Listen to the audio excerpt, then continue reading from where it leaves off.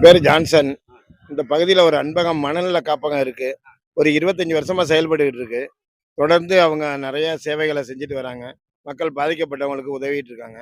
இன்னைக்கு திமுக இளைஞரணி சார்பா உணவு வழங்கும் நிகழ்ச்சி வந்து மேயர் தலைமையிலையும், துணை மேயரு, மேத்தா அண்ணன், புண்ணியமூர்த்தி அண்ணன், மற்ற எல்லா கவுன்சிலரு, எல்லா இளைஞர்களும் கலந்துக்கிட்டாங்க. ஆனா அந்த இடத்துல இன்னைக்கு வந்து பார்க்கும்போது ஒரு தண்ணி தொட்டி ஒண்ணு தொறந்திருக்காங்க. மிகவும் சிறப்பா இருந்துச்சு.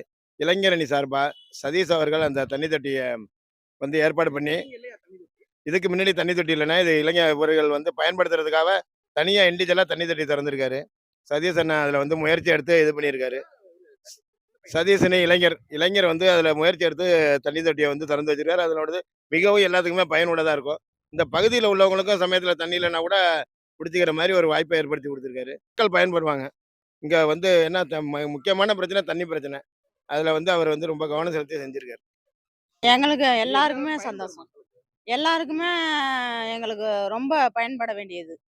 இந்த விஷயம் பயன்பட வேண்டிய விஷயம். எங்களுக்கு எல்லாத்துக்குமே சந்தோஷம். என் பேரு நந்தினி. நான் இங்க அன்பாளையத்துல வேலை பார்க்குறேன். 10 வருஷம். அது பழைய வைப்பு இருந்ததுன்னா, இப்ப வந்து புதுசா கட்டி குடுத்துருக்காங்க சதீஷ் அண்ணன். ஆ. என் பேரு வி. பாலசுப்ரமணியன். நான் இங்க இருந்து ஒரு 40 வருஷமா இருக்கேன். ஒரு மனிதனுக்கு அத்தியாவசிய தேவை வந்து குடிநீர். அது வந்து இங்க இல்லாம இருந்துச்சு. இவங்களுடைய வேண்டுகோளை ஏற்று, இப்போ வந்து குடிநீர் தொட்டி அதான் பண்ணி குடுத்துருக்காரு. இவர் ஒரு சேவை மனப்பான்மையோட இவர் செய்றதுனால, பொதுமக்களே பாராட்டுறாங்க. ஒரு இவரு இது மட்டுமல்ல, இன்னும் பல நிகழ்ச்சியெல்லாம் பண்ணியிருக்காரு.